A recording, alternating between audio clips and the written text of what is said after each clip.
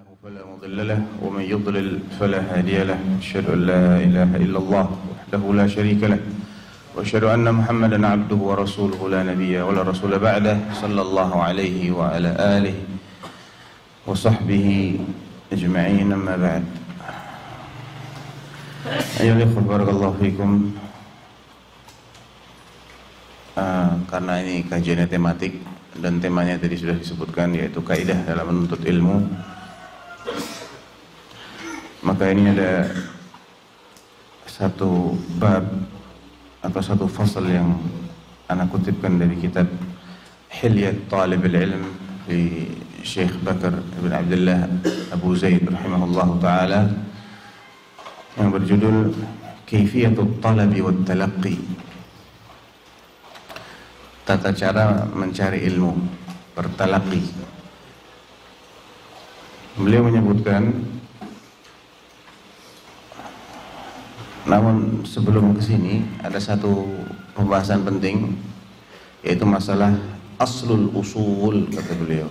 Aslul usul yang menjadi inti atau pokok dari semua kaidah dalam kitab ini adalah an ta'lam anna al-ilma ibadah.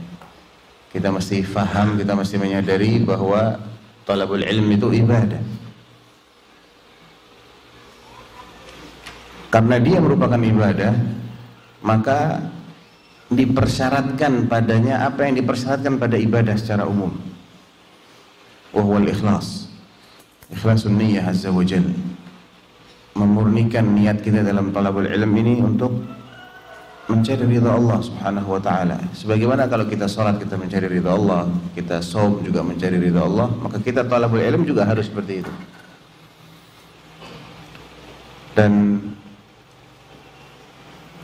ini yang mesti kita pertahankan, karena niat itu tidak di awal saja kita perlu pertahankan, namun kita terus pertahankan selama kita berproses mencari ilmu ini. Maka selama itu pula kita harus menjaga niat kita. Ini yang berat nih di sini. Ya, yang berat itu mempertahankan keikhlasan kita dalam talabul ilm. Bukan sekedar untuk berbangga-banggaan, bukan sekedar untuk menunjukkan banyaknya pengetahuan, banyaknya hafalan, bukan. Namun tujuan utamanya adalah untuk mencari ridha Allah subhanahu wa ta'ala, untuk mengentaskan diri kita dari kejahilan dan mengentaskan umat Islam dari kejahilan. Makanya ketika ditanya, makanya Imam Ahmad mengatakan, al-ilmu la ya'diluhu syai'un liman sahhat niyyatuhu. Ilmu itu enggak ada duanya, enggak ada tandingannya. Keutamaan talabul ilm atau nashrul ilm, menyebarkan maupun mencari ilmu, itu tidak ada duanya. Tapi bagi siapa? Liman sahhat niyyatuhu, bagi orang yang niatnya itu benar, niatnya sahih. Kemudian ditanya beliau, kaifa tasihhun niyyah ya Aba Abdillah? Bagaimana supaya niat kita dalam talabul ilm ini beres, enggak menyimpang? Ya Abu Abdullah. Abu Abdullah itu siapa? Imam Ahmad bin Hanbal. Qala yanwi raf'al jahli an nafsihi wa an ghairihi. Yaitu dia meniatkan dalam proses mencari ilmu ini untuk menyingkirkan kebodohan, kejahilan yang ada pada dirinya pertama, dan juga yang ada pada orang lain. Ingin memberikan manfaat bagi kaum muslimin, bukan sekedar mencari popularitas, bukan sekedar mencari julukan-julukan, karena itu berbahaya. Kalau sampai salah niat, bahayanya luar biasa. Kama rawa Abu Hurairah fi sahih, awwal man tusa'ar bihimun nar thalatha. Salah satunya adalah warajulun atahu Allahu ilma, orang yang diberi ilmu oleh Allah. Ketika ditanya, untuk apa kau cari ilmu ini? Dia menjawab, aku mencari untuk mendapatkan ridhomu, begini, begitu, begini, begitu. ditolak sama Allah. Kadzabt. Walakinnaka talabta al-ilma liyuqala 'alimun wa qad qil, thumma umira bihi fasuhiba 'ala wajhihi, thumma turiha fin nar. Kamu itu selama ini mencari ilmu bukan untuk itu sebetulnya, namun supaya dapat julukan alim, dan kamu sudah mendapatkan julukan itu. Maka Allah perintahkan agar orang ini diseret dengan wajah tertelungkup, wajah menempel di atas tanah, kemudian diseret seperti itu dan dicampakkan ke neraka. Lihat bagaimana Allah memperlakukan orang yang salah niat dalam thalabul ilm. Diperlakukan dengan perlakuan yang sangat terhina, diseret dengan wajah tertelungkup. Itu nggak ada itu perlakuan yang lebih menghinakan daripada diseret dengan wajah nempel ke tanah dan menjadi orang yang pertama kali diazab. Bukan yang nomor sekian, enggak, yang pertama kali. Satu di antara 3 orang itu adalah al-alim, atau di riwayat yang lain qari'ul Quran. Oleh karena itu ayolah ikhwah, nasihat ini harus senantiasa kita jadikan sebagai motivasi utama kita. Akhlisun niyyah lillah azza wa jalla. Ikhlaskan niat kita untuk Allah, untuk mencari ridha Allah. Adapun setelah itu orang mendapatkan pujian ataukah tidak mendapatkan pujian, nggak ada masalah. Ya. Yang pujiannya baik itu cuma Allah. Pujian manusia itu ya bisa tepat, bisa salah. Belum tentu kita mendapatkan manfaat lebih dari sekedar pujian itu. Tapi kalau Allah Subhanahu wa taala yang memuji, maka itu sudah pasti. Pasti kita akan mendapatkan sesuatu yang besar di balik pujian Allah Subhanahu wa taala. Jadi itu adalah aslul usul, kaedahnya dari semua kaedah yang mesti kita jadikan sebagai motivasi utama kita. Dan untuk bisa tetap menjaga keikhlasan, ya kita mesti memperbarui, mesti banyak-banyak istighfar juga kepada Allah Subhanahu wa taala. Doa agar diberi kemantapan, ya, diberi istiqamah alat talab. Karena ketika seseorang meninggalkan talabul ilm dengan hujah ana takut riya, itu juga nggak benar. Fudail bin Iyad mengatakan tarkul amali li ajrin nas riya, wal amal li ajlin nas syirk. Tarkul amal li ajlin nas riya. Orang sengaja meninggalkan amalan gara-gara takut dicela orang, nanti kalau beramal nanti kamu nggak ikhlas, nanti kamu terjerumus ke dalam dosa ini, dosa itu, mending nggak usah diamalkan. Itu kata beliau riya. Sedangkan kalau dia beramal untuk cari pujiannya orang, ada syirik. Terus harusnya bagaimana? Ya jangan tinggalkan amal soleh itu karena takut riya. Tapi ketika kita beramal soleh, kita minta kepada Allah supaya menjaga keikhlasan kita. Ya. Nah, kemudian setelah itu di al-fasl tsani beliau menyebutkan tentang kaifiyatut talabi wat talaqqi. Qala rahimahullah, ini ana baca dari mukhtasarnya, ya. Man lam yutqinil usul hurimal wusul. Ini penting. Orang yang tidak benar-benar menguasai dasar-dasar suatu ilmu, man lam yutqinil usul hurimal wusul. Dia nggak akan sampai pada ilmu itu. Dasar-dasar dia nggak paham, nggak dia kuasai, nggak mungkin dia bisa memahami ilmu itu. Wa man ramal ilma jumlatan dhahaba anhu jumlah.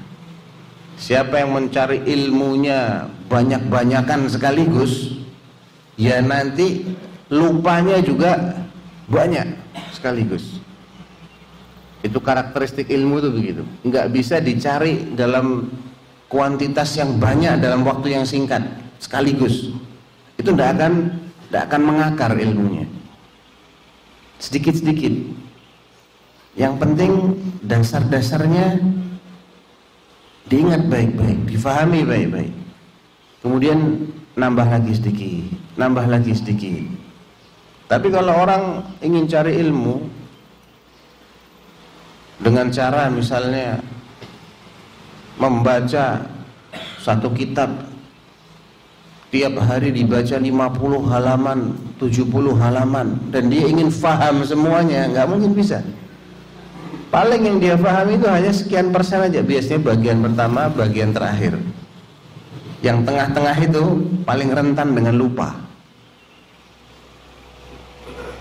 Man ramal ilma jumlah itu dalam jumlah banyak, dhahaba anhu jumlah, maka hilangnya pun juga dalam jumlah banyak. Wa alaihi fala budda min at-ta'sil wa at-ta'sis li kulli fannin tatlubuh. Berangkat dari sini, setiap ilmu yang akan kita pelajari itu kita mesti mempelajari dari pondasi-pondasinya yang kuat dulu, kuatkan dulu pondasi-pondasi ilmunya, dasar-dasarnya dikuatkan dulu. Bidhabti aslihi wa mukhtasarihi ala syaikhin mutqinin la bitahsil adz-dzati wahdah. Cara kita menguasai dasar-dasar ilmu itu adalah ambil matan mukhtasar, matan yang ringkas-ringkas dulu, yang pendek-pendek dulu. Di setiap ilmu itu mesti ada matannya. Matan itu ya kalau dalam istilah kita itu mungkin diktat. Tolong dibangunin, jangan tidur. Kalau ngantuk wudhu dulu ya. Jadi matan itu adalah saripati ilmu yang sudah dirumuskan oleh para ulama kita supaya ilmu-ilmu itu mudah dipelajari. Mereka rumuskan saripatinya dari dasar-dasarnya. Caranya kita menguasai adalah kita pelajari matan ini berguru kepada guru yang mutqin. Jangan belajar sendiri otodidak, nggak bisa. Din itu dipelajari secara otodidak semuanya nggak bisa. Kalaupun ada yang berhasil itu sedikit yang berhasil. Makanya Allah SWT, makanya Nabi SAW mengatakan fi sahihain, Inna Allah la yaqbidu hadzal ilma intiza'an yantazi'uhu. Allah SWT itu tidak mencabut ilmu, dicabut gitu saja enggak. Ilmu itu dicabut dengan diwafatkannya biqabdil ulama, para ulama. Ngantuk lagi itu, bangun nih. Jangan bersender tuh Afi. Wudhu dulu, wudhu. Ilmu itu dipelajari, ilmu itu dicabut, ya. Jangan bersender. Dan jangan ngumpet di balik tiang, nggak kelihatan, nanti ngantuknya lebih enak lagi. Wudhu dulu. Kum tawadhu.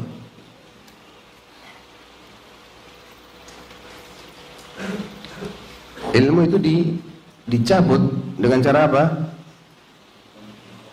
Wafatnya para ulama. Fa idza lam yubqillahu 'aliman, ketika sudah tidak ada lagi orang alim yang hidup, ittakhadhan nasu ru'usan juhala, orang-orang akan mengangkat pemimpin dari kalangan orang-orang jahil.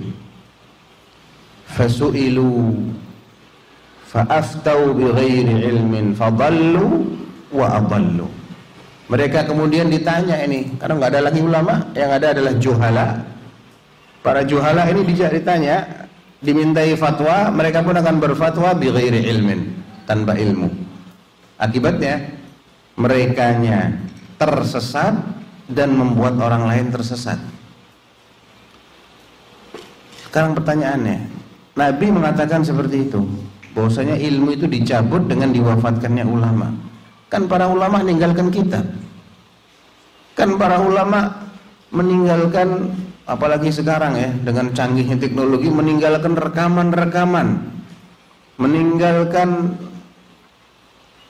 maqati' video, klip-klip video yang isinya daurahnya mereka.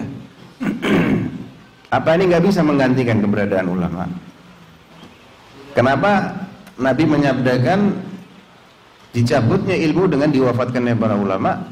Ini ada korelasi di sini. Memang ilmu syar'i ini harus dipelajari dari ahlinya. Kalau cuma kita baca kitab, cuma kita nyimak video, boleh jadi yang kita baca ini benar, tapi kita bacanya salah. Betul nggak? Boleh jadi kita bacanya benar, tapi kita salah dalam memahami, ya nggak? Kalau kita salah dalam memahami, kita mau tanya sama kitab, mau negur kita kitabnya, nggak bisa. Yang bisa negur kita itu siapa? Guru. Lihat, nyimak video, dia salah paham, dia nggak ngerti kalau salah paham, dan itu banyak terjadi. Dia mau tanya sama Ustaz, nggak bisa ditanya, video mau ditanya. Dan tidak cukup ilmu itu dipelajari hanya dengan satu arah, dia harus dua arah. Sebagaimana Jibril yang menyamar sebagai laki-laki tak dikenal datang kepada Rasulullah, tanya jawab, tanya jawab, tanya jawab. Kalau pertanyaannya salah dikoreksi. Mal mas'ulu anha bi'alam minas sa'il. Ya. Itu cara belajar yang benar seperti itu. Jadi bukan nggak boleh baca kitab, boleh baca kitab, nggak apa-apa. Tapi jangan semuanya itu dipelajari sendiri. Itu biasanya nanti banyak ngawurnya. Karena dia merasa sudah menguasai banyak hal, padahal boleh jadi banyak hal itu dia salah paham semua. Dia nggak ngerti, nggak ada yang ngoreksi dia selama ini. Baik. يقول الشيخ هنا بضبط أصله ومختصره على شيخ متقن لا بالتحصيل الذاتي وحده وآخذا الطلب بالتدرج, dan belajarnya itu setahap demi setahap. Jadi caranya apa? Mempelajari setiap ilmu dari matan-matan, mulai yang mukhtasar dulu. Baca matan itu kepada syekh yang mutqin dan pelajarinya sedikit-sedikit bertahap. Dalilnya kalau belajar itu harus bertahap adalah qauluhu ta'ala wa qur'anan qara'nahu 'alan nasi wa qur'anan faraqnahu litaqra'ahu 'alan nasi 'ala mukthin wa nazzalnahu tanzila. Ya, faraqnahu yang kami pisah-pisah, litaqra'ahu 'alan nasi 'ala mukthin. Sengaja Allah tidak menurunkan Al-Qur'an itu plus sekaligus 30 juz langsung dibacakan sama Rasulullah dari Al-Fatihah sampai An-Nas. Enggak akan ada yang paham kalau kayak begitu. Dipisah-pisah sama Allah, dipencar-pencar. Turun sekian ayat, habis itu ada kasus lain turun lagi. Litaqra'ahu 'alan nasi 'ala mukthin, dengan jangka waktu. Wa nazzalnahu tanzila. Al-Quran itu disifati dengan at-tanzil. Nazzala yunazzilu. Sebagaimana Al-Quran juga dikatakan anzala. Kalau anzala itu Allah menurunkan satu sekaligus utuh. Al-Quran itu juga turun utuh, tapi tidak turunnya kepada Rasulullah. Utuhnya itu tidak kepada Rasulullah. Dari Lauhul Mahfuz ke Baitul Ma'mur utuh. Ya, tapi dari Baitul Ma'mur ke Rasulullahnya sedikit-sedikit dalam kurun waktu sekitar 23 tahun itu. Itu yang dimasukkan dengan at-tanzil, sedikit-sedikit, bolak-balik turunnya, nggak sekalian, nggak sekaligus. Dari sini Al-Quran saja diturunkan setahap-setahap, apalagi yang lain-lain. Wa qala ta'ala wa qala alladhina kafaru laula nuzzila 'alaihi al-Qur'anu jumlatan wahidah kadzalika linutsabbita bihi fuadak wa rattalnahu tartila. Orang-orang kafir itu mempertanyakan, mempersoalkan, lah kenapa kok turunnya enggak sekaligus saja sih Al-Qur'an itu? Kata Allah, justru itu supaya dia itu meresap, merasuk dalam hatimu ya Rasulullah, sedikit-sedikit. Nah, jadi thalabul ilm itu harus sedikit-sedikit. Kalau grosiran nanti hilangnya juga grosiran. Ya, harus apa istilahnya, eceran dikit-dikit. Tapi sedikit-sedikitnya ini harus pakai urutan, mulai dari yang dasar. Gak bisa dia pencar-pencar. Ya saya belajar bab ini terus mencolot 30 bab, mundur lagi, maju lagi, nggak jadi apa-apa itu nanti. Ya, mau 10 tahun kayak gitu juga nggak akan paham. Jadi harus pas juga urutannya. dosisnya harus tepat dan urutannya juga harus pas.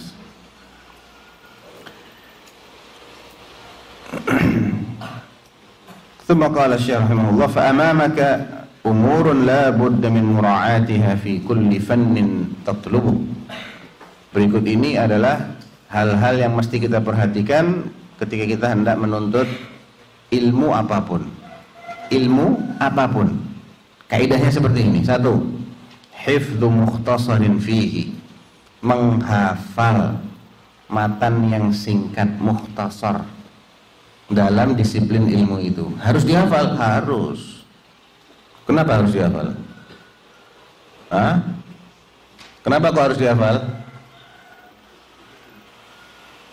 Biar ndak lupa. Karena penyakitnya ilmu itu, semua ilmu penyakitnya sama, lupa.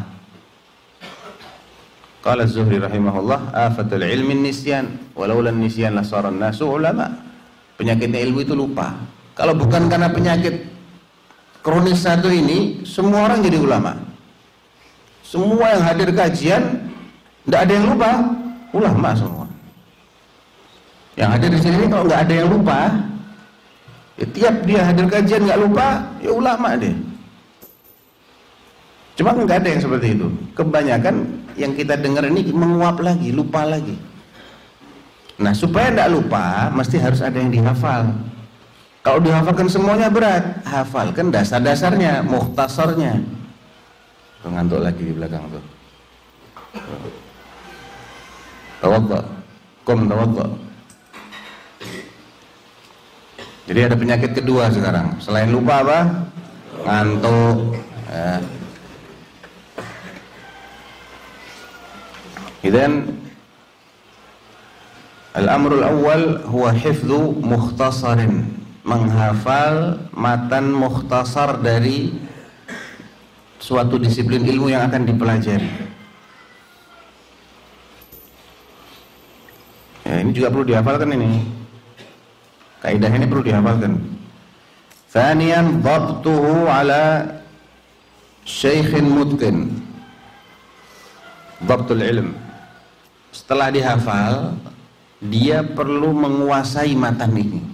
Apa sih artinya kata-kata ini? Saya menghafalkan. Ya, saya sudah hafal nih.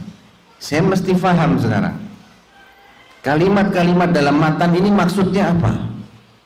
Supaya dia faham, dan fahamnya itu benar sesuai dengan maksud si penyusun matan itu, maka dia perlu minta syarah dari syaikhin mutqin, artinya dari guru yang memang benar-benar menguasai matan itu. Jangan cuman baca kitab aja. Iya, baca kitab itu bagus, cuman kalau salah kita nggak bisa dikoreksi oleh kitab. Jadi perlu juga dibacakan kepada syekh mutqin. Jadi yang pertama, menghafal matan yang mukhtasar. Yang kedua, mempelajarinya, memahaminya dengan belajar kepada guru yang mutqin. Yang ketiga, adamul ishtighali bil mutawwalat wa tafariqil musannafat qabla adh-dhabti wal itqani li aslih. Jangan cepat-cepat menyibukkan diri untuk baca yang kitab yang berjilid-jilid dulu, yang panjang, sebelum dia benar-benar menguasai dasar-dasarnya. Ini yang namanya tadarruj tadi, bertahap. Ya, nggak apa-apa antum nggak pernah baca Kitabul Mughni Ibnu Qudamah. Yang penting mukhtasarnya antum fahami dulu. Ya. Kalau sudah memahami mukhtasar, naik setahap lagi, kemudian naik lagi setahap lagi, begitu. Itu dia akan menguasai nanti. Jadi tidak menyibukkan diri dengan membaca yang panjang-panjang sebelum dia menguasai dasar-dasar dari ilmu itu. Rabi', la tantaqil min mukhtasarin ila akhar bila mujib. Kamu jangan pindah dari satu mukhtasar ke mukhtasar yang lain tanpa alasan yang kuat, tanpa alasan yang benar-benar mengharuskan kamu untuk pindah dari satu mukhtasar ke mukhtasar yang lain. Fahada min babil dhajar, karena biasanya itu orang yang jenuh yang begitu itu. Orang yang punya sifat gampang bosan, dia belajar sedikit, pindah lagi yang lain. Itu baru sebentar bosan lagi dia, pindah lagi. Akhirnya nggak ada yang dia kuasai. Harus sabar memang. Perlu kesabaran, perlu ketekunan dalam menguasai suatu disiplin ilmu. Ya. Khamisan, iqtinasul fawaidi wad dawabitil ilmiyah. Ketika kita sedang mempelajari suatu matan mukhtasar tadi, kita mendapatkan ada fawaid ilmiah atau dawabit. Fawaid itu ya faedah ilmiah lah ya, sebuah maklumat yang menarik yang baru pertama kali kita dengar. Kalau dawabit itu biasanya semacam definisi-definisi bagaimana cara kita membedakan antara ini dengan itu yang selama ini kita nggak tahu bagaimana cara membedakannya, sekarang kita jadi tahu. Itu namanya dawabit. Itu jangan lupa dicatat, catat langsung ya. Karena dawabit ini adalah hasil pengalaman guru kita yang belajar bertahun-tahun. Dia jadi bisa menjelaskan kepada kita dawabit ini, batasan-batasan ini, definisi-definisi ini. Itu saripatinya. Dengan kita mengetahui dan mencatat serta mengingat-ingat berbagai fawaid dan dawabit tadi itu, berarti kita mendapatkan saripati dari ilmu yang dipelajari oleh guru kita bertahun-tahun lamanya.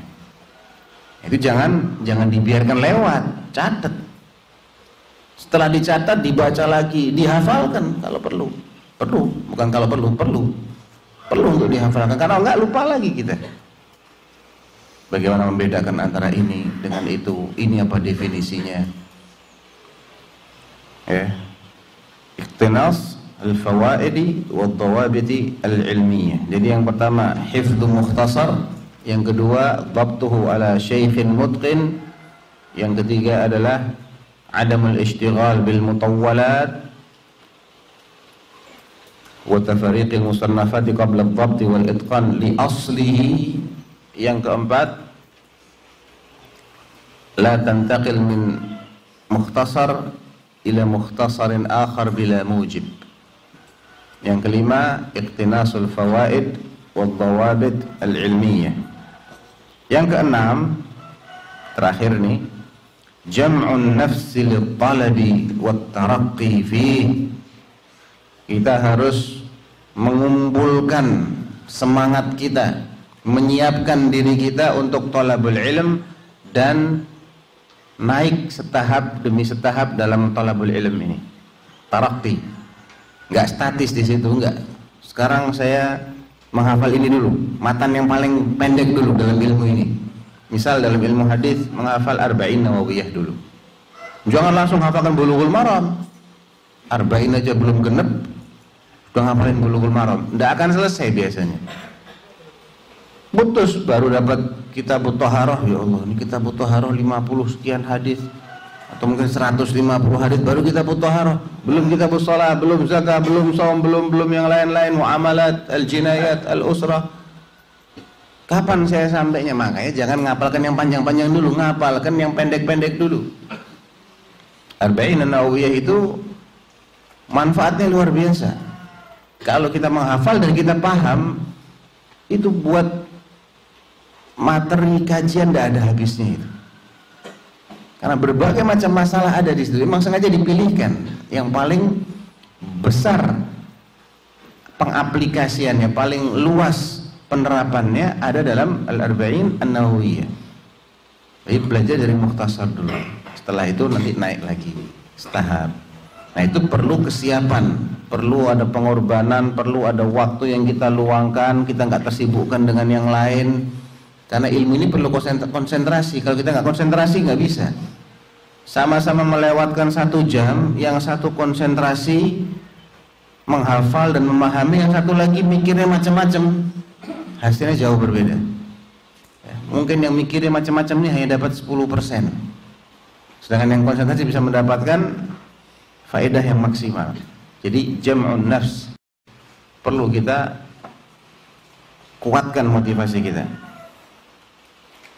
Lit-talabi wat-taraqqi fihi wal-ihtimam wat-taharruq lit-tahsil wal-bulughi ila ma fawqahu. Ya, kita perlu ada ambisi yang kuat untuk bisa menguasai ilmu itu. Kalau kita sudah menguasai, kita ingin yang lebih lagi sekarang. Yang mukhtasar sudah, sekarang yang sedikit lebih panjang. Di atasnya itu matan apa? Masih di dalam ilmu yang sama. Matan apa sekarang? Matan yang ini. Ayo pelajari lagi, hafalkan. Baca syarahnya. Bacakan kepada guru. Minta dia untuk mensyarah matan ini. Hatta tafidha ilal mutawwalat bisabilatin muthaqah. Sampai akhirnya dia mencapai kitab-kitab yang mutawwalat, yang panjang-panjang, yang berjilid-jilid. Tapi dia sudah punya skill yang cukup kuat, punya kaidah-kaidahnya sudah mantap. Ketika itu dia baru bisa menggali berbagai macam fawaid ilmiah, pembahasan yang detail-detail. Tapi kalau belum apa-apa langsung masuk ke situ, itu seperti orang nggak bisa berenang disuruh nyebrang Selat Sunda, tenggelam. Ya. Harusnya suruh berenang dulu di kolam yang kedalamannya 0,5 meter atau 1,5 meter. Ya. Udah mulai jago, taruh yang lebih dalam lagi, lebih jago lagi, taruh lagi. Setelah itu baru suruh nyebrang Selat Sunda, insya Allah bisa. Ya, tapi kalau belum apa-apa suruh masuk pembahasan yang sangat rumit, ya bingung dia. ثم قال رحمه الله واعلم أن ذكر المختصرات فالمطولات التي يؤسس عليه الطلب والتلقي لدى المشايخ تختلف غالبا من قطر إلى قطر باختلاف المذاهب. Perlu kita ketahui bahwa matan yang dianggap sebagai mukhtasar dalam suatu disiplin ilmu itu akan berbeda. Mana yang dianggap mukhtasar, kemudian yang dianggap mutawwal, itu akan berbeda dari satu daerah ke daerah lain, sesuai dengan perbedaan madhab. Kalau fikih kan ada 4 madhab ya, yang populer. Ada madhab al-Hanafi, ada al-Maliki, ada Syafi'i, ada Hambali. Menurut madhab Hanafi, mukhtasar dalam ilmu fikih pasti akan berbeda dengan mukhtasar menurut madhab Syafi'i. Demikian juga dengan madhab yang lainnya. Terus yang mana yang mesti kita pelajari adalah madhab yang ada guru-guru ahlinya di situ. Karena tadi kita mesti belajar dari guru yang mutqin. Kalau kita kepengen belajar tapi nggak ada gurunya, ya kita nggak bisa mutqin nanti. Makanya pelajari yang ada guru yang bisa mengajarkan matan itu siapa di situ. Ya pelajari itu. Kalau ingin beralih, nggak ada gurunya di situ, ya kitanya mesti cari tempat lain di mana yang ada matan yang diajarkan. Makanya ada yang namanya rihlah li talabil ilm, merantau untuk mencari ilmu. Karena mungkin yang menguasai tidak banyak di daerah kita, nggak ada di daerah lain. Ya mau nggak mau, dia mesti merantau belajar ke daerah lain untuk meningkatkan ilmunya. Dan itu sudah menjadi tradisinya para ulama dari dulu sampai sekarang seperti itu.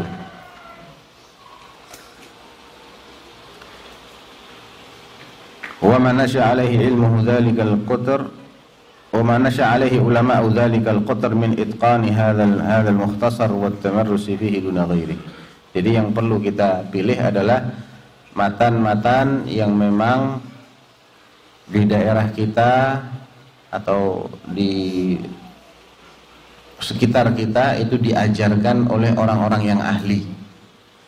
Itu yang kita pelajari dulu. Wa qad kana at-talabu fi qutrina tamurru bi marahil thalathin ladal masyayikh fi durusil masajid. Level atau jenjang thalabul ilm itu biasanya melewati tiga level.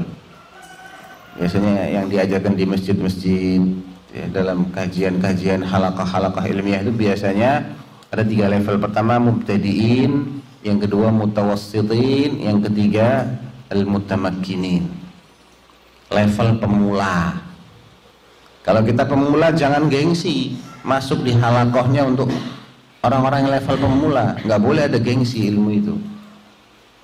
Ya, la yanalul ilma mustahi wala mutakabbir. Orang yang pemalu, isinan banget, nggak akan dapat ilmu. Demikian juga orang yang sombong, dia belum pernah belajar suatu ilmu, dia gengsi untuk belajar bersama para pemula karena dia tahu ini masih kecil-kecil semua, anak-anak kecil semua ini, saya kan sudah umur sekian. Tidak bisa. Ya, kalau Anda belum pernah mempelajari yang dasar, harus belajar dari dasar. Kemudian setelah itu level menengah dan level orang-orang yang sudah jago. Contoh, ya, Syekh Bakar Abu Zaid rahimahullah kemudian mencontohkan dalam ilmu tauhid misalnya. Bagaimana kita mengetahui ini matan masuknya mukhtasar, mubtadi, untuk pemula, untuk yang menengah, kemudian untuk yang sudah jago. Matannya yang mana aja misalnya? Qala rahimahullah, thalathatul usuli wa adillatuha. Contohnya yang mubtadi itu ya, matan yang harusnya dipelajari awal-awal sebelum mempelajari yang lain-lain, matan thalathatul usul wa adillatuha. Kemudian matan al-qawaidul arba'. Itu yang mubtadi. Yang mutawassit, thumma kashfus syubuhat. Mutawassit dari segi panjangnya lebih panjang dari thalathatul usul, apalagi dari qawaidul arba', tapi tidak sepanjang kitabut tauhid. Nah, kitabut tauhid ini adalah untuk yang mutamakkin, untuk yang sudah jago, sudah menguasai. Ini terkait dengan cabang ilmu tauhid, khususnya tauhidul ibadah, tauhidul uluhiyah. Ada nanti dalam tauhidul asma was sifat, ada yang mukhtasar, yang contohnya nih, wa fi tauhidul asma'i was sifat al-aqidah al-wasitiyah. Itu termasuk mukhtasarnya, mubtadi, untuk pemula. Tsumma al-hamawiyah, yang Syekhul Islam Ibnu Taimiyah juga. Itu untuk yang menengahnya, al-hamawiyah. Tsumma al-hamawiyah wa tadmuriyah. Dua ini termasuk yang mutawassit. Al-hamawiyah dan at-tadmuriyah, semuanya karya Syekhul Islam Ibnu Taimiyah. Fat-tahawiyah ma'a syarhiha. Kemudian yang panjangnya adalah aqidah at-tahawiyah yang disertai dengan syarahnya. Dalam ilmu nahwu, al-ajurumiyah pertama, thumma mulhatul i'rab lil hariri, thumma qatrun nada libni Hisham wa alfiyah ibn Malik ma'a syarhiha libni Aqil. Al-ajurumiyah, kemudian mulhatul i'rab, kemudian qatrun nada, kemudian alfiyah ibn Malik. Ya, kadang jenjang itu 4, kadang jenjang 3. Enggak ada masalah. Yang jelas dia jangan mulai langsung dari alfiyah dulu. Jurumi aja nggak pernah belajar, langsung masuk ke alfiyah, bingung dia nanti. Wafil hadits al-arba'in an-nawawi, thumma umdatul ahkam. Ya, arba'in nawawi dulu, kemudian umdatul ahkam lil Maqdisi, thumma bulughul maram li Ibnu Hajar. Ada lagi nggak? Ada al-muntaqa, lebih panjang lagi. Bulughul maram itu sekitar 1500-an hadis, umdatul ahkam itu 400-an sekian, arba'in nawawi 40 sekian. Dari 40 hadis ke 400 hadis ke 1500 hadis. Al-muntaqa itu 4000-an, yang disyarah sama Imam Asy-Syaukani dalam Nailul Awtar. Al-muntaqa li Majduddin Abdussalam Ibn Taimiyah, kakeknya Syekhul Islam Ibn Taimiyah. Yang nulis Al-Muntaqa itu kakeknya Syekhul Islam Ibn Taimiyah. Dan demikian seterusnya dalam disiplin-disiplin ilmu yang lain. Mustalah misalnya, mulai dari Nukhbatul Fikr Ibnu Hajar, thumma Alfiyat al-Iraqi. Ada yang mengatakan mulai dari Al-Baiquniyah dulu, yang lebih ringkas lagi, Al-Baiquniyah 40-an sekian bait ya, Manzumah Al-Baiquniyah, kemudian nanti masuk ke Nukhbatul Fikr, setelah itu Alfiyatul Iraqi atau Alfiyatus Suyuti dan syarahnya. Fikih juga sama.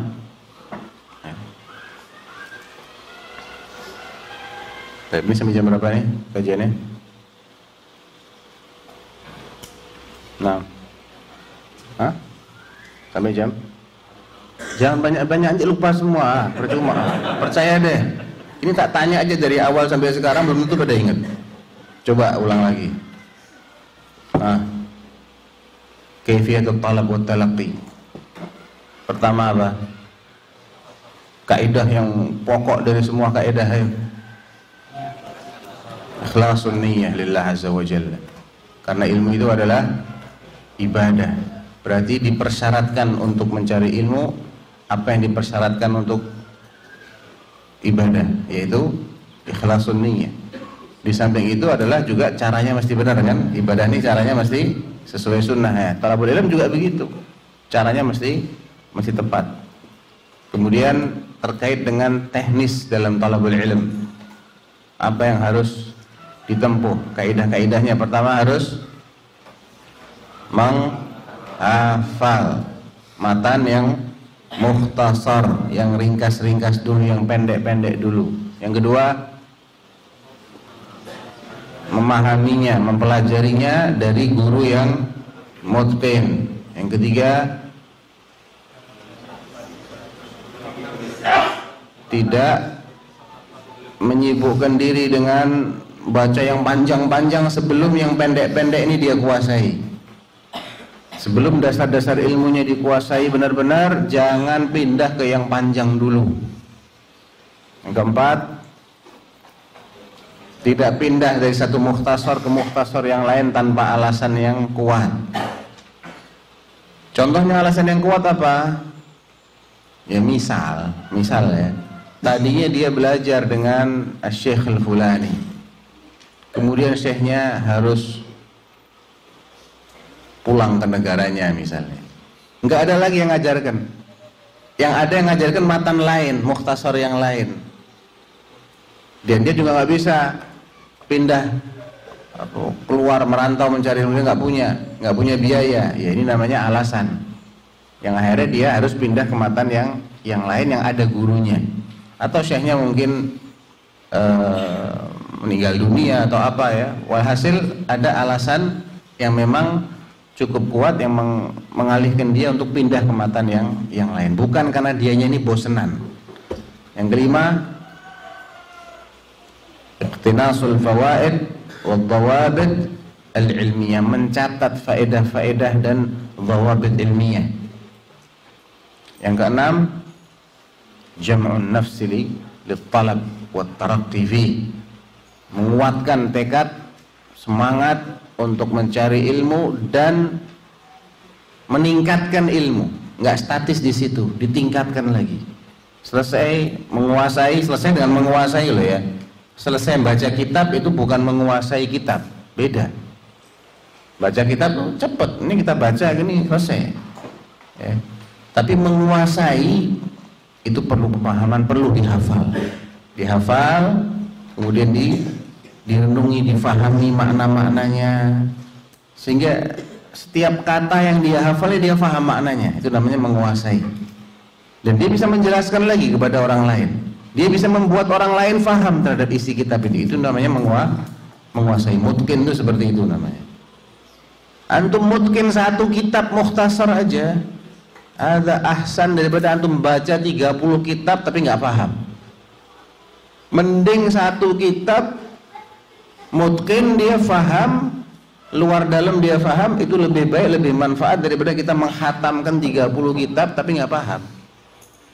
Ilmunya mencar-mencar, dasarnya nggak ada, mau bangun apa? Pondasi dia belum punya, apa yang mau dibangun?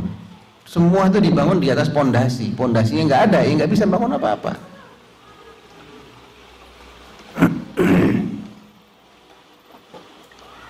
Taib. Kemudian contoh mukhtasarat dalam ilmu tauhid, mulai dari Rahatul Usul wa Adillatuha, apalagi selain itu Al-Qawaidul Arba'. Level yang mutawasitnya contohnya Kasyfus Syubuhat, yang mutamakinnya Kitabut Tauhid. Itu dalam disiplin ilmu tauhid al-uluhiyah atau tauhidul ibadah. Kalau tauhidul asma wa sifat mulai dari apa misalnya? Al-aqidah al-wasitiyah wal aqidah al-hamawiyah. Itu yang mubtadi, yang dasar. Yang mutawasitnya mutawassit at-tadmuriyah. Ya, pertama al-wasitiyah, kemudian al-hamawiyah dan tadmuriyah. Yang level tingginya contohnya adalah at-tahawiyah dengan syarahnya. Ya, seperti syarah Ibn Abil Is Al-Hanafi atau yang lainnya. Ilmu nahwu al-ajrumiyah, terus mulhatul i'rab lil Hariri, kemudian Qatrun Nadah Ibn Hisham, kemudian Alfiyah Ibn Malik dan syarahnya Syarah Ibn Aqil. Ilmu mustalah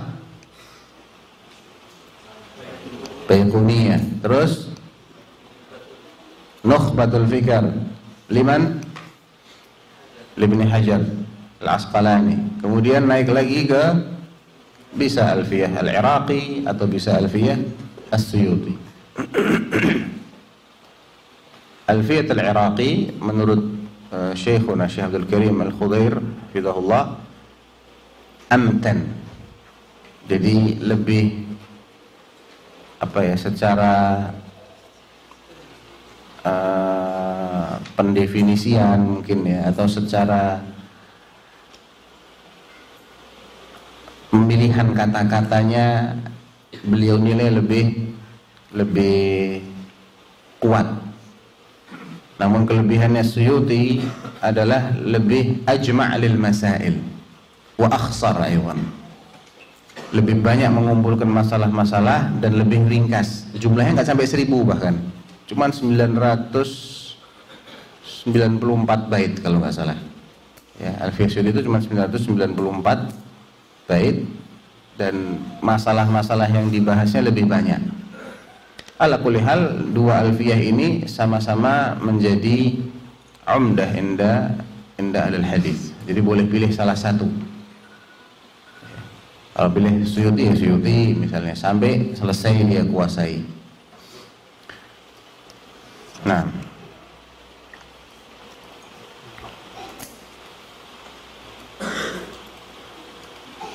contoh dalam ilmu hadis, kalau ingin menghafal dan mempelajari kumpulan-kumpulan hadis, maka dia mulai dari Al-Arba'in An-Nawawiyah, kemudian Umdatul Ahkam li Abdul Ghani Al-Maqdisi. Al-Arba'in jumlah hadisnya kira-kira berapa? 40 sekian. Umdatul Ahkam 400, ya 10 kalinya kira-kira ya. Arba'in itu 43, Umdatul Ahkam itu sekitar 430-an. Kemudian Bulughul Maram, berapa jumlah hadisnya kira-kira? Sekitar 1500. Kemudian di atas itu ada Al-Muntaqa li Majduddin Ibn Taimiyah, wa hakadha. Baik. Ini ada pertanyaan di sini.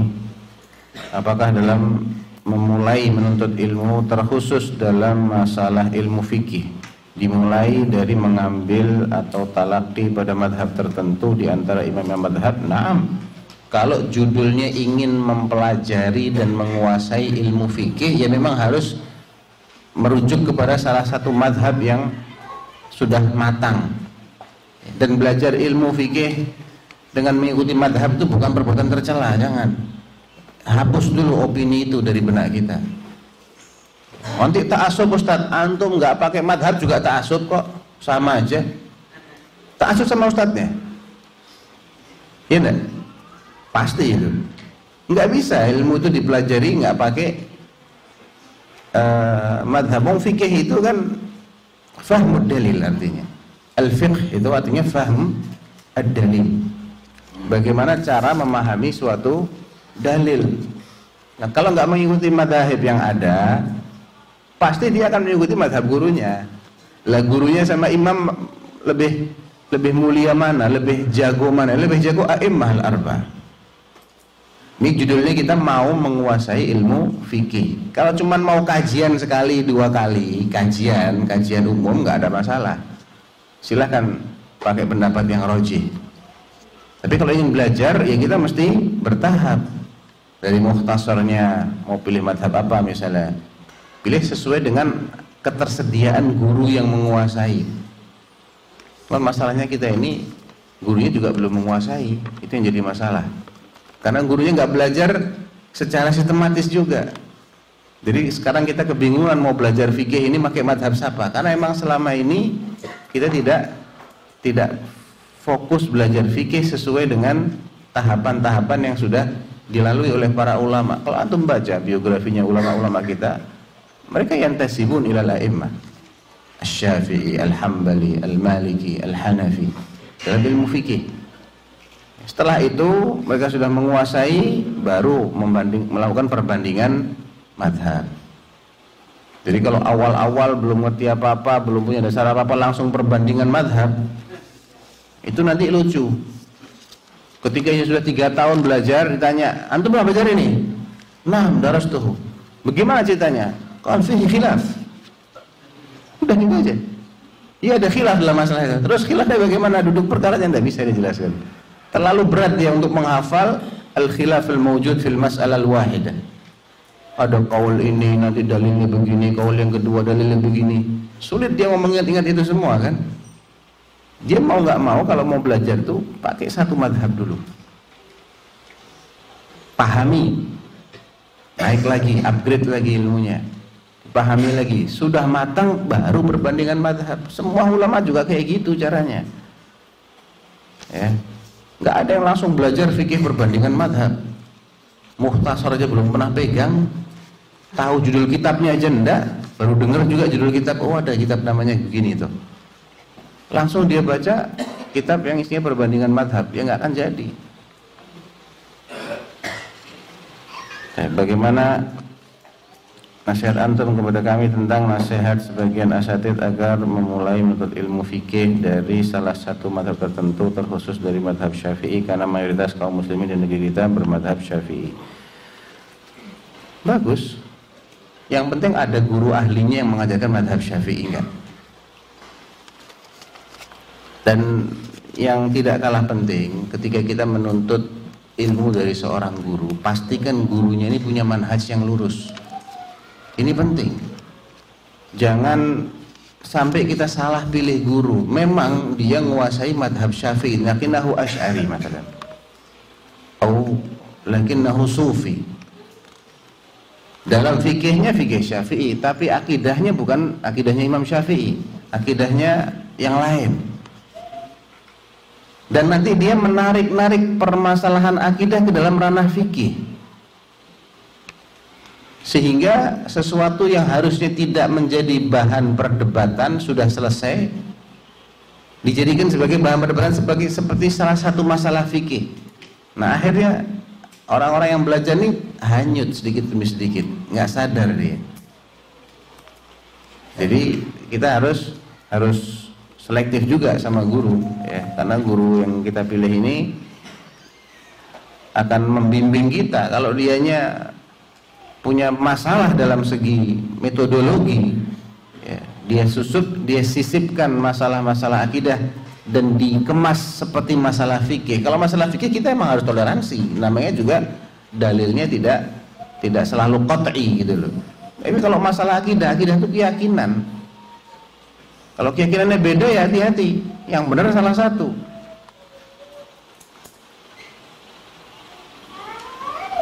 Kalau memang di Indonesia ini yang berkembang adalah madhab Syafi'i, silahkan belajar fikih Syafi'i, nggak apa-apa. Tapi antum kuatkan dulu masalah akidah. Ya, kuatkan dulu masalah akidah, karena memang ulama Syafi'iyah yang di tangan mereka fikih Syafi'i ini matang, itu kebanyakan itu dari segi akidah mereka Asy'ariyah. Ada juga yang Sufi ya. Ada ma'ruf.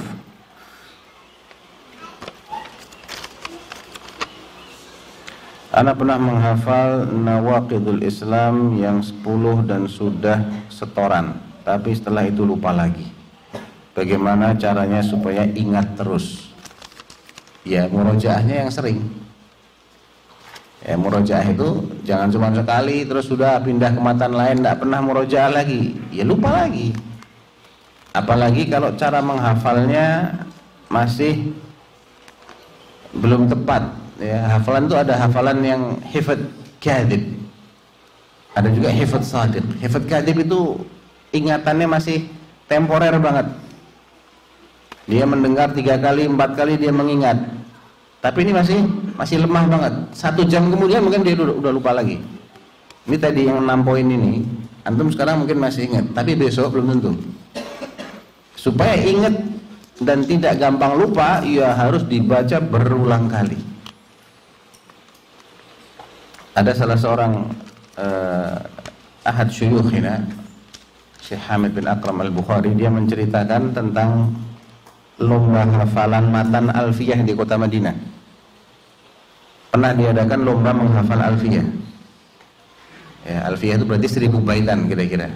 Kayak Alfiyah Ibn Malik, Alfiyah Suyuti, Maraqis Su'ud, matan Asy-Syatibiyah dan yang semisalnya. Dengan hadiah 1000 real per matan, per alfiyah 1000 real. Kalau hafal disetor dapat 1000 real. Tapi ada syaratnya. Sekali salah minus 100 real. Sekali ragu-ragu minus 50 real.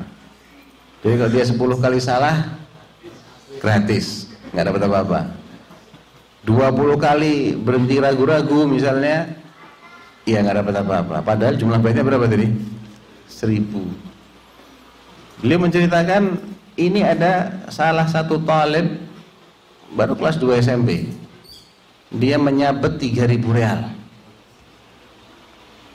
Sekali 1 hari itu dia menyabet 3000 real. Pertama dia menyetorkan matan Asy-Syatibiyah dalam ilmu qiraah. Susah itu matannya padahal. Orang kalau nggak paham itu ini apa, ini mantra atau matan ini. Karena istilah-istilahnya itu singkatan-singkatan digabung-gabung gitu, sulit untuk difahami.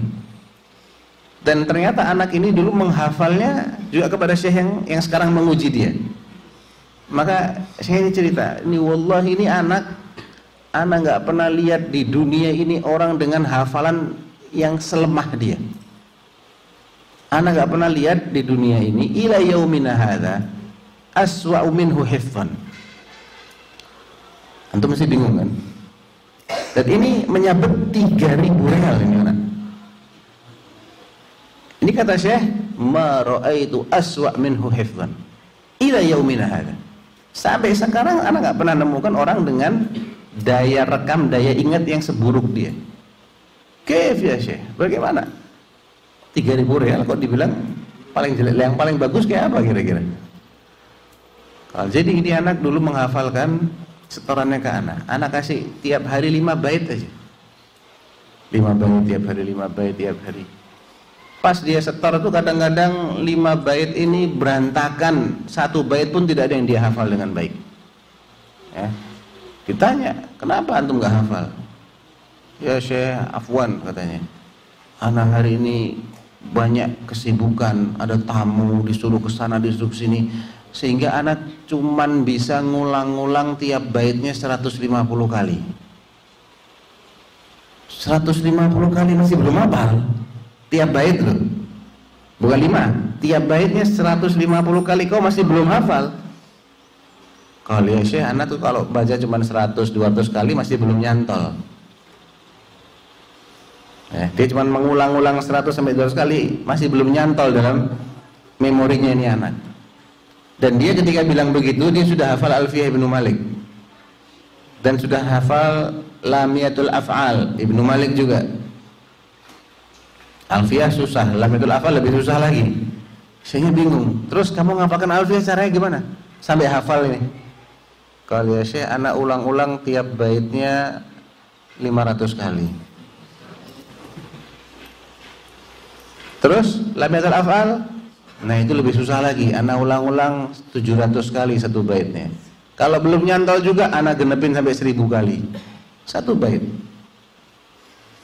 Jadi kata Syekh, ini anak mengungguli kalian bukan karena kecerdasannya, tapi karena keuletannya, pantang nyerah dia. Makanya dia bilang, saya nggak pernah lihat orang dengan daya hafal lebih buruk. 500 kali baru inget deh, diulang-ulang. Nah kebanyakan kita baru ulang-ulang 30 kali udah capek. Aduh, udah hafal-hafal, nggak bisa ngapal nih anak. Ya sudah. Kalau kita sendiri sudah bilang begitu, ya kita nggak akan bisa ngapal. Nggak ada ceritanya orang nggak bisa ngapal, nggak ada. Yang banyak ceritanya itu orang males ngapal, males, bukan nggak bisa, males. Nah ini anak umurnya mungkin di belasan, masih 14, mungkin 15 gitu, kelas 2 SMP. Ketika anak-anak itu pada istirahat main-main, dia pegang matan sama tasbih. Tasbihnya buat ngitung-ngitung pengulangannya, baca aja, hitung-hitung gitu. Ya. Ada lagi ceritanya anak Jamiah Islamiyah, orang Afrika dia bisa menghafal Alfiyah Ibnu Malik selancar menghafalkan nama matannya. Alfiyah Ibnu Malik, lancar tuh. Dia bisa menghafal Alfiyah seperti dia menghafal judulnya ini. Kuncinya cuma apa? Dia memanfaatkan waktu ngantri makan siang setiap hari. Jadi kita itu ada kantin. Kalau mau cari makan siang yang murah meriah, 4 sehat 5 sempurna ya, di kantinnya Jamiah, di kantinnya kampus itu. Tapi mesti ngantri. Ngantri kayak ular itu panjang. Nah, selama dia ngantri ini kan waktu yang dia harus lewatkan. Nah, dia pakai untuk ngapal. Orang ngobrol-ngobrol, mainan HP, dia ngapal. Apa diulang? Tiap hari cuma memanfaatkan kira-kira 10 atau 15 menit waktu ngantri itu. Tapi tiap hari. Setahun lancar dia Alfiyah. Ya. Jadi nggak ada cerita orang nggak bisa ngafal tuh, nggak ada. Yang ada adalah orang malas menghafal. Jadi kuncinya menghafal diulang-ulang, tapi fokus, konsentrasi. Jangan diulang-ulang mikir yang lain.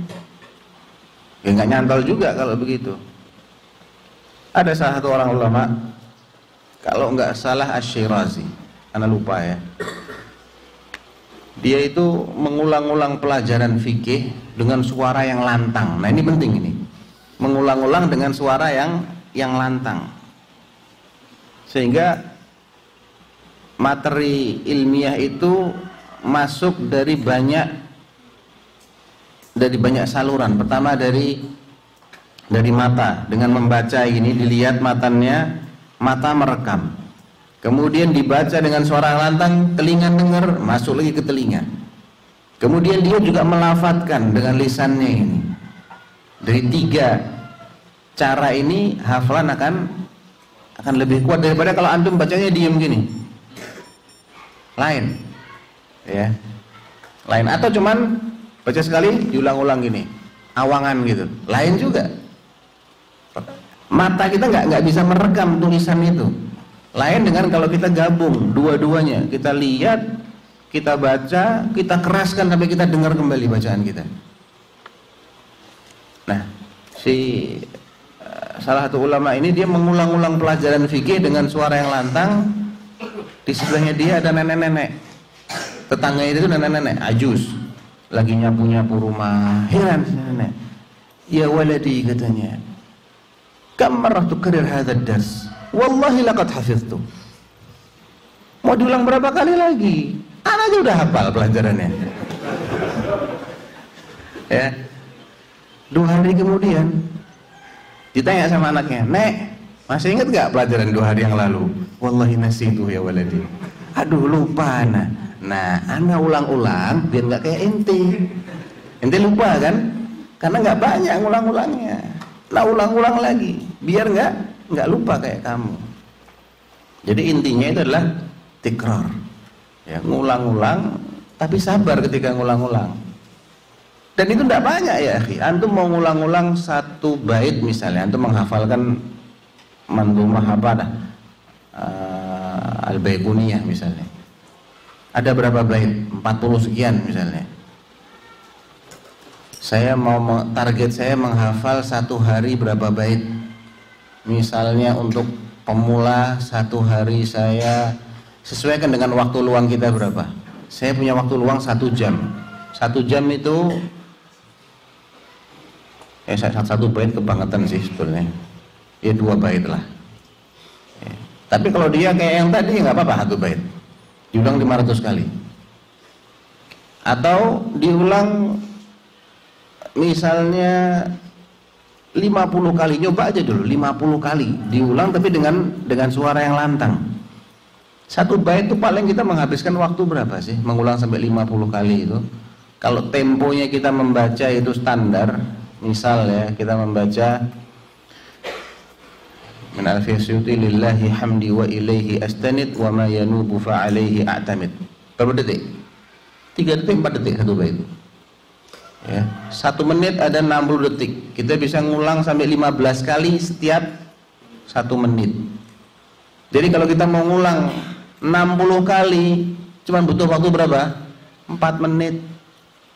4 menit 1 bait. 60 kali sudah bisa kita ulang. Mau 100 kali, nggak nyampe 8 menit insya Allah. 7 menit 100 kali. Istirahat dulu, apa istirahat dulu. Ya, 7 menit istirahat 7 menit misalnya. Setelah itu kita ngapal lagi 7 menit, istirahat lagi 7 menit. 1 jam kita bisa menghafal berapa menit?